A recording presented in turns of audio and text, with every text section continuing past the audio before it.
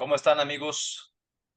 Los saluda el doctor Raúl Tortolero. Tenemos un invitado que ya es de casa, buen amigo, el padre Mario Ángel Flores, y él es director del Observatorio Nacional de la Conferencia del Episcopado Mexicano, la SEM, y también fue rector de la Universidad Pontificia de México. También es miembro ratificado por el Papa Francisco en 2021 de la Comisión Teológica Internacional.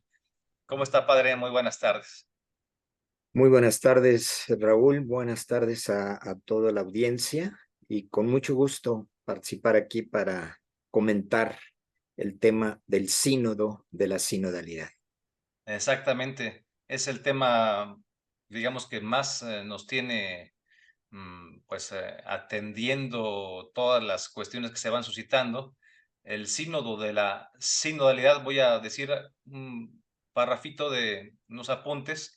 La palabra sínodo viene del griego sínodos, que tiene el significado general de caminar juntos, que no parece nada malo en lo absoluto. Digo, para aquellos que de entrada tienen sus prejuicios, todos los bautizados están explícitamente invitados a participar, especialmente en sus comunidades locales, y nadie queda excluido. Esto lo estoy tomando de la propia página web del Vaticano. Dice también, la sinodalidad es un estilo, una cultura, una forma de pensar y de ser que refleja la verdad de que la iglesia está dirigida por el Espíritu Santo, que permite a todos ofrecer su propia contribución a la vida de la iglesia. Es decir, de entrada esto no parece tener ningún problema, el que todos seamos escuchados, pues creo que está muy bien, que caminemos juntos está excelente. Combate también este sínodo en teoría de entrada, lo dice el propio Vaticano, el clericalismo, que es como una actitud de funcionario y no de pastor de parte de los sacerdotes. Creo que pues en algunos casos sí se da, en otros casos pues no. Pero que nos platique usted, padre, pues de entrada brevemente, pues qué es esto del sínodo, de la sinodalidad, para ya pasar directamente a las polémicas importantes que quisiera despejar, que son tres, cuatro, les voy a decir de una vez. Una es sobre la supuesta ordenación de las mujeres, que si se está impulsando, usando este sínodo para impulsar por debajo del agua o quizás muy explícitamente la ordenación de las mujeres. Número uno. Número dos, que si este sínodo se está usando para promover el matrimonio, ¿no? Nunca será un matrimonio, pienso yo, pero digamos la unión de las parejas homosexuales. Número tres, para ser más permisivos en las libertades sexuales, o vamos a decirlo de otra manera, dar la bendición a pues el libertinaje sexual. Y número cuatro, que es un punto también muy interesante, que hay muchas profecías supuestamente de un cisma que se generaría al final de los tiempos y que tendría que ver con fechas cercanas a un sínodo que podría ser este, ¿no? Entonces, bueno, son esas cuatro dudas, pero primero vamos por el principio. ¿Qué debemos entender por sínodo de la sinodalidad, padre? Adelante, por favor. Sí, muy bien lo has expresado en esos textos con los que comenzaste a leer. Los sínodos a lo largo de la historia de la Iglesia han estado siempre presentes muy intensamente en la Iglesia antigua. Después se han ido haciendo con un poco de menos intensidad, digamos, ya la iglesia estructurada ya no lo necesitaba tanto, pero para decirlo de manera muy sencilla, ¿verdad? Pues el Concilio Vaticano II fue un sínodo. Así se expresa a sí mismo en el Mm. principal documento, en este sagrado sínodo, Lumen Gentium, así comienza, ¿verdad? Es decir, son todas estas reuniones donde las figuras principales son los obispos, siempre lo han sido, como sucesores de los apóstoles, como pastores que guían a la iglesia. No es algo nuevo. Lo que ahora, a partir de Vaticano II, se ha promovido es la mayor participación las decisiones de la iglesia de los distintos grupos que conformamos la iglesia, los presbíteros, los diáconos, los agentes de pastoral, los fieles laicos, es decir, todos los bautizados. Y ahí es donde viene, junto a sínodo, que son todas estas reuniones, el término sinodalidad, que también lo expresabas en ese texto que leías. Es un estilo de vida, una forma de ser y de actuar, que no es solamente de los pastores, sean obispos, presbíteros o diáconos, sino de todos los bautizados. Debemos ser corresponsables con el camino de la iglesia. Y esto es lo que ha querido promover desde hace 2 años con la convocatoria de este sínodo, el Papa Francisco, que nos llama a todos los bautizados a ser corresponsables en la misión de la iglesia y también en la vocación de la iglesia. La vocación a ser santos es de todos. Aquello de que, Padre, usted que está más cerca de Dios, pida. Claro, debemos estar más cerca de Dios, pero todos estamos cerca de Dios por nuestro bautismo, por el don del Espíritu Santo que hemos recibido. La vocación a la santidad es de todos. Y de la misma manera el compromiso de evangelizar, de llevar el evangelio a donde estamos, los laicos, especialmente, ¿verdad? En todos los ambientes de trabajo, de la sociedad, de los medios de comunicación, lo que estás haciendo de una manera tan eficiente, Raúl, ¿verdad? A través de estos medios. Esto Gracias. es lo que significa la sinodalidad, donde todos podemos hacerlo por nuestra vocación cristiana desde el bautismo. Y es una forma de ser, un estilo de ser, no solamente el sacerdote. Aquí eres tú el que estás provocando la participación de un sacerdote y eres tú el que estás promoviendo una evangelización. Y esto es sinodalidad. Yo creo que debemos entenderlo y el sínodo en su primera parte, que se acaba de realizar, hoy concluyó en Roma, la primera parte, la segunda parte será dentro de un año, Ah, ¿verdad? Y entonces llegamos a la complementación del sínodo, de la sinodalidad. Esto en términos generales, y de ahí podríamos pasar a tus inquietudes particulares. sí, gracias, padre. Bueno, la primera sería, vimos que hizo un video el cardenal emérito don Juan Sandoval Iñiguez, a quien le tengo pues, un gran aprecio y le reconozco pues toda su trayectoria, en fin, pero un video pues realmente un poco preocupante, fuerte, en donde dice que en 2000 años de la iglesia pues nunca se había calificado a la misma como sinodal o como con sinodalidad, que ha sido definida como pues, católica, apostólica y romana, pero nunca se había dicho católica, apostólica, romana y sinodal. Y como que le incomoda un poco a él el término. Siento yo que en resumen, pues por esas mismas polémicas que estamos poniendo sobre la mesa, que tienen que ver con si esto solamente es una reunión muy grande para buscar un quórum, un cobijo para autorizar, digamos, las uniones homosexuales, formalizarlas, para permitir el cierto libertinaje sexual, para ordenar a las mujeres, pues básicamente para esos 3 temas, que son temas realmente pues muy delicados y realmente pues sí son, pienso yo, contrarios a la doctrina, a la fe. Pero bueno, que usted nos explique primero qué le podemos comentar al cardenal Sandoval Iñiguez en tanto a que, pues si la iglesia es sinodal o no es sinodal. Bueno, mira, yo naturalmente conozco también este mensaje que él difundió a través de un video. Yo aprecio mucho al cardenal Sandoval Iñiguez, un pastor valiente, como lo ha sido en todo momento, muy comprometido y alguien que permanece siempre en la actividad, a pesar de estar ya como pastor emérito, ¿no? Ya tiene varios años como pastor emérito, pero qué bueno que sigue él preocupado por la iglesia, comunicándose. Pero quisiera decir que tiene 2 imprecisiones y tal vez de ahí viene todo su comentario. La primera, porque lo dice explícitamente, estamos ante el peligro de democratizar a la iglesia. La sinodalidad no es democratizar. La iglesia es jerárquica por esencia. La iglesia tiene por voluntad de Cristo sus propias funciones, ¿no? Los fieles y los pastores, y esto no puede cambiar en absoluto.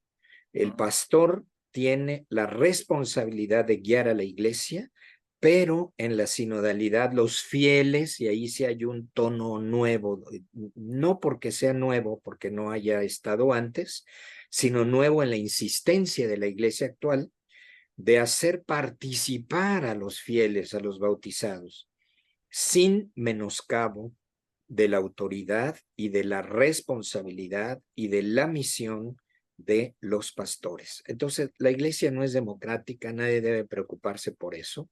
Las decisiones no se toman por mayorías.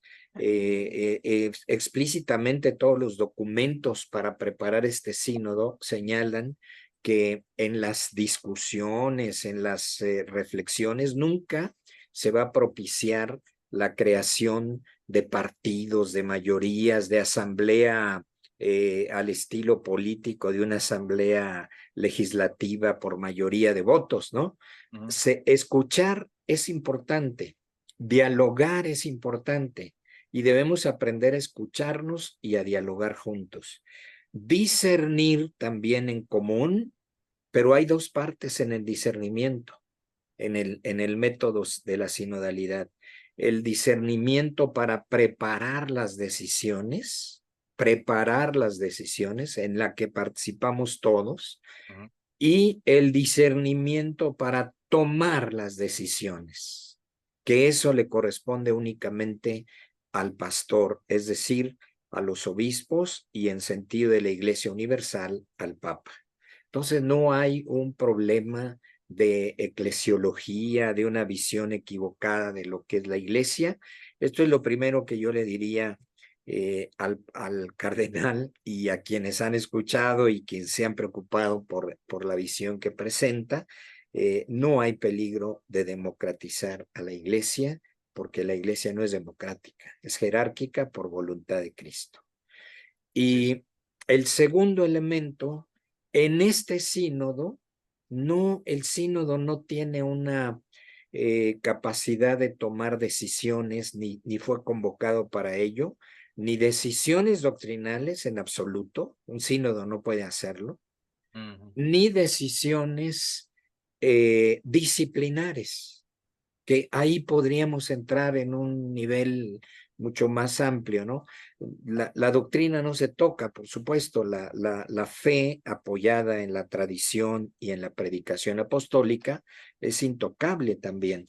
Pero sí hay muchas cosas dentro de la vida de la iglesia que son disciplinares y pueden cambiar. La iglesia puede cambiar. Vaticano II, el Concilio Vaticano I, o digamos Trento, por ejemplo. Trento puso en orden muchas cosas disciplinares y puso claridad en la doctrina. Entonces, los grandes concilios para eso son. Este sínodo de la sinodalidad no tiene la facultad en absoluto de tocar la doctrina es intocable, los dogmas de la iglesia no se cambian, pero tampoco ha sido convocada para mover disciplina de la iglesia. Por ejemplo, podría poner un ejemplo muy sencillo, siempre importante, no por sencillo no es importante, disciplinar. El sacerdocio en la iglesia latina está estrechamente unido al celibato. Esto es disciplinar.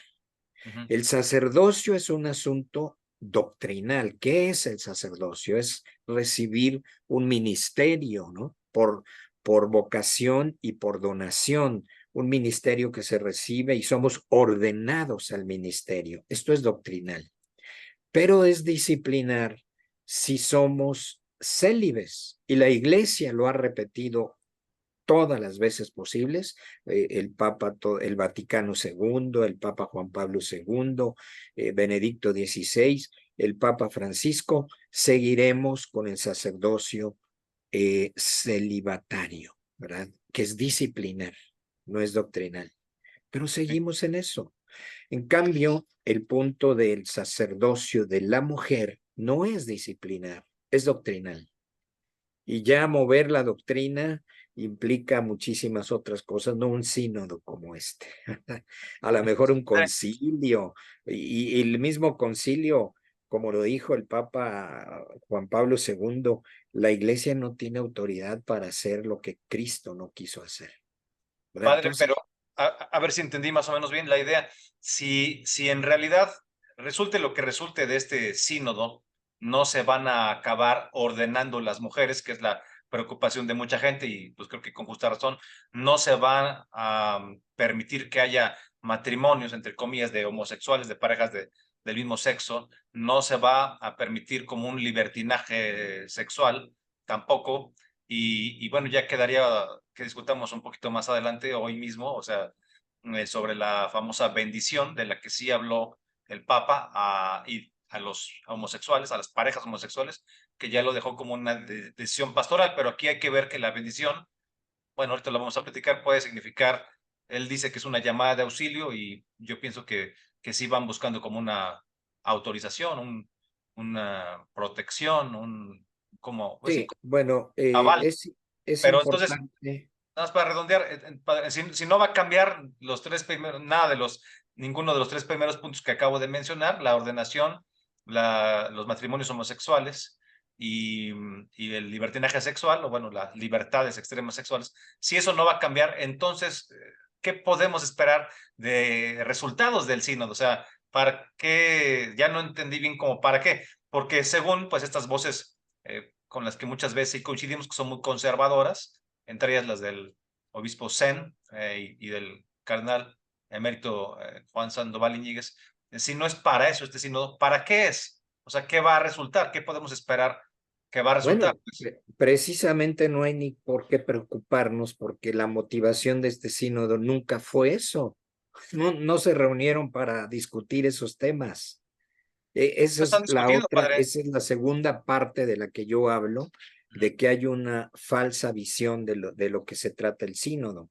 Ahora, el Papa, efectivamente, ante las dudas de algunos cardenales, donde también se añadió solidariamente el cardenal Sandoval, las dudas, 5 dudas, van por ahí por donde tú señalas. El Papa señaló claramente el matrimonio es el hombre y la mujer, eso no lo podemos confundir con ninguna otra realidad. La iglesia lo tiene muy claro. Si la sociedad no lo entiende, es problema de la sociedad, no de la iglesia. O sea, esto quedó clarísimo. Tampoco se va a hablar de la ordenación de mujeres, no es tema de este sínodo. Y las dudas las resolvió por esa línea, ¿no? Dio respuestas doctrinales muy claras y después abrió un espacio, digamos así, de comprensión pastoral de estos problemas, pero no para caer en el error de justificar cosas, ¿no? Especialmente es importante decirlo porque la respuesta del Papa sí lo indica. No hay que confundir jamás el matrimonio con otras realidades que no lo son. Y lo dice, pues la unión de dos personas del mismo sexo jamás van a ser un matrimonio, porque no reúne ninguna de las características del matrimonio. Pero dice, bueno, ellos se acercan para una bendición. ¿De qué se trata? ¿Qué es lo que vamos a bendecir? No, una unión de estas nunca va a recibir bendición. Vamos a buscar si ellos están tratando de vivir, ellos o ellas, ¿verdad? Porque ahí se trata de ese asunto. Están tratando de vivir su condición como creyentes delante de Dios. Entonces vamos a orientarlos, que eso no es el camino, ese no es el camino.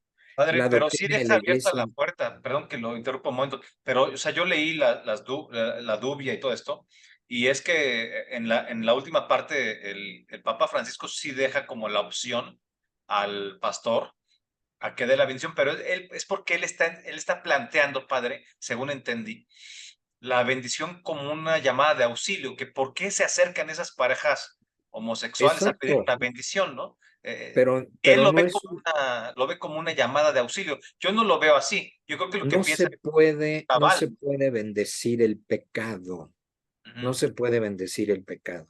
Pero si ellos están buscando, ellos o ellas, una respuesta de la iglesia, es ayudarles a clarificar su situación, no a bendecir el pecado. El pecado no se bendice. Pero se Podemos puede dar la bendecir, bendición. Ah, podemos bendecir personas, persona. podemos bendecir personas, pero no el pecado. Ujú. Una persona como tal que se acerca, bueno, yo te acepto en confesión y te puedo perdonar, pero no estoy con esto justificando ni bendiciendo el pecado.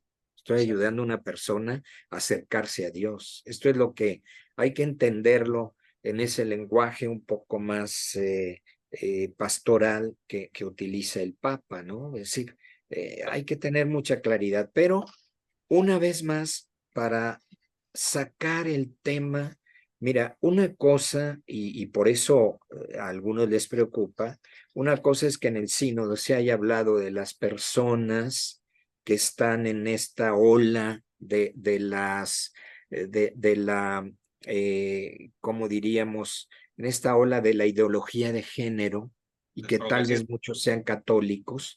Bueno, es una preocupación. Lo primero que hay que hacer es ayudarles, es escucharlos, es decir, ustedes como personas no están fuera de la preocupación de la iglesia. Claro, Es un poco lo que Jesús hace en el Evangelio. Él viene a sanar a los pecadores, no a los enfermos. Si todos ellos están dañados por una ideología, bueno, nuestra respuesta no es condenarlos, dice el Papa, la iglesia no condena y menos para siempre. Otra de las palabras que no entienden muchos, ¿no? Porque claro. pues quien va a tomar el juicio final es Dios, no la iglesia. La iglesia está para tratar de ayudarte en el camino hacia Dios. Y entonces lo primero es acercarnos a escucharlos, no justificar el pecado, sino ayudar a clarificar tu camino. Claro, bueno, entonces, digamos, teniendo más claro, como usted lo expresa, que no va a haber ordenación de mujeres, ni va a haber matrimonios, entre comillas, homosexuales, ni va a haber autorización a libertinajes sexuales, teniendo eso claro y también teniendo claro que la bendición se le da a las personas, pero no al pecado, no a esta pues unión homosexual. Entonces quedaría nada más el tema, padre, de las profecías. ¿Por qué hay tanta polémica que de aquí del sínodo va a surgir un cisma, que ya los alemanes están por ahí, pues a un milímetro, dicen algunos, de separarse, justamente por esta influencia de la ideología de género, que pues la verdad es que honestamente nunca podría ponerse por encima de la doctrina de la iglesia, ninguna ideología, ni la de género, ni ninguna otra, jamás, porque pues la verdad es eterna en cambio estas ideologías pues son pasajeras y son modas del siglo, Naturalmente, son modas porque seculares. el hecho de que alguien persista en el error Ujú. es lo que lo puede llevar a un cisma. Claro, Ahora, si la iglesia alemana, porque el mismo Papa Francisco ha llamado la atención, hay una carta pública donde les dice no sigan por ese camino, no es el camino de la iglesia. ujú, Si ellos persisten, así sean obispos que se reúnen y toman un camino que no es el camino de la iglesia, pues se produce un cisma. No es la iglesia la que está mal, claro. son los que están mal los que se separan de la iglesia, ¿me entiendes? Esos cismas ha habido a lo largo de la historia. Podría haber otro, pues si alguien se aferra a una idea equivocada, puede haber otro cisma, pero no es que el Papa Francisco lo esté provocando. No, claro que no. Nadie los echa fuera, son ellos los que Sepa. persisten en un camino equivocado, los que se separan. El cisma es la separación. Uno de los últimos momentos fuertes de separación fue, lo sabemos, el movimiento del cardenal Lefebvre después del Concilio Vaticano II. Él no aceptó y quiso entonces irse por su lado y se separa de la iglesia, ¿no? El Papa Benedicto los volvió a reintegrar porque decir, bueno, ustedes mantienen la fe, pero algunas cosas no las entienden. Bueno, vamos a volver a caminar juntos, ¿no? Los Claro. cismas se pueden arreglar, los O sea, cismas. los lefebristas ya están reintegrados, ¿no? Como yo lo entiendo, ¿es correcto? Se abrieron las puertas con el Papa Benedicto XVI, se reintegraron. Algunos, si siguen sin aceptar al Papa, su autoridad, pues seguirán en el cisma, en la separación, ¿verdad?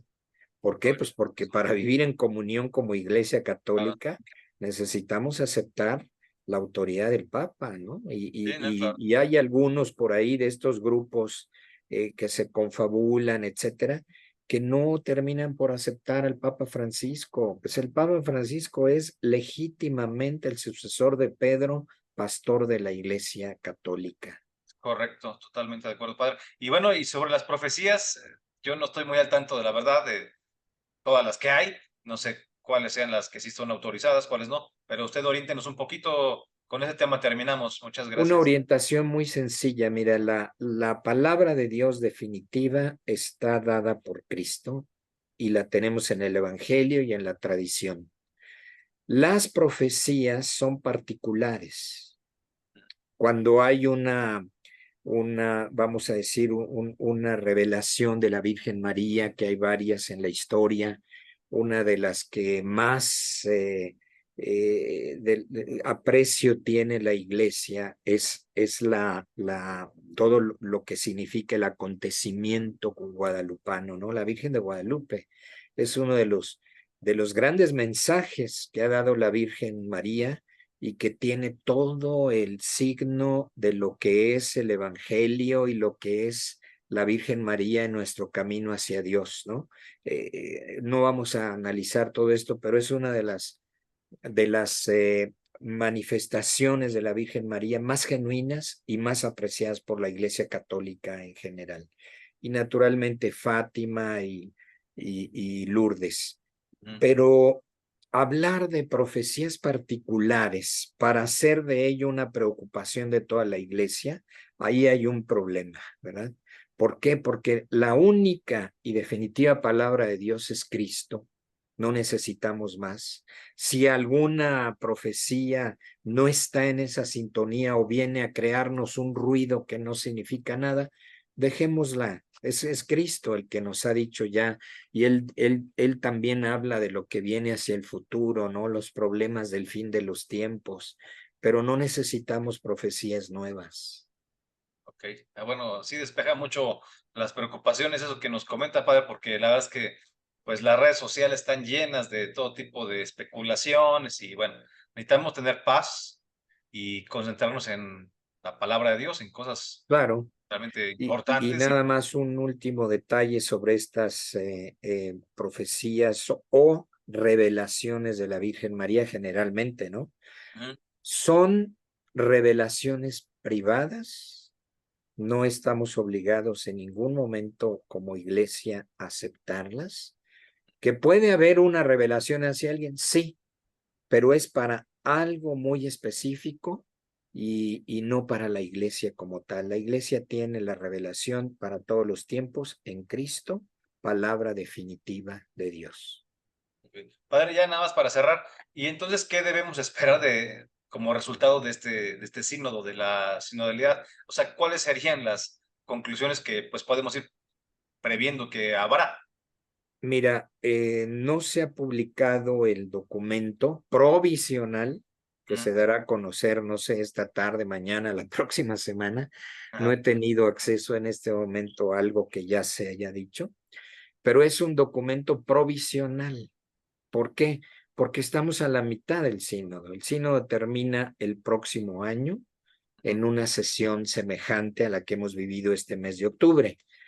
Y ahí vendrán las conclusiones, pero conclusiones en orden a mejorar el camino de la iglesia, el camino de evangelización, no solo como una tarea de personas especializadas, sacerdotes, religiosas, consagrados, sino una tarea de todos, porque en el camino como que nos hemos ido separando, ¿no? El sacerdote es el que evangeliza, los laicos pues le pedimos al sacerdote que me dé la bendición, que me dé el bautismo, pero yo vivo aparte. No, no, no, es que la iglesia somos todos y necesitamos, por eso es un estilo de ser, una forma de pensar, volver a conectarnos todos en nuestra misión evangelizadora y en nuestra común vocación a la santidad. Así es. Perfecto, padre, pues le agradezco mucho su tiempo, sé que tiene una agenda apretada. Le pido nada más por último si nos regala la bendición para su servidor, para los que nos hacen favor de vernos, escucharnos y para nuestro canal.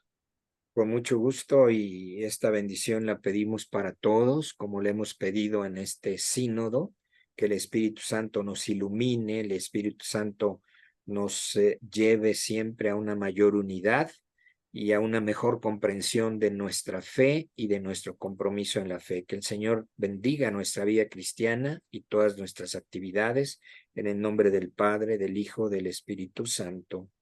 Amén. Así sea. Muchas gracias, padre. Gracias. Contra Revolución Cultural, viva el Ejército Cristero, viva Cristo Rey, Santa María de Guadalupe, hoy y siempre. Muchas Hoy gracias, y padre. siempre. Gracias. Gracias.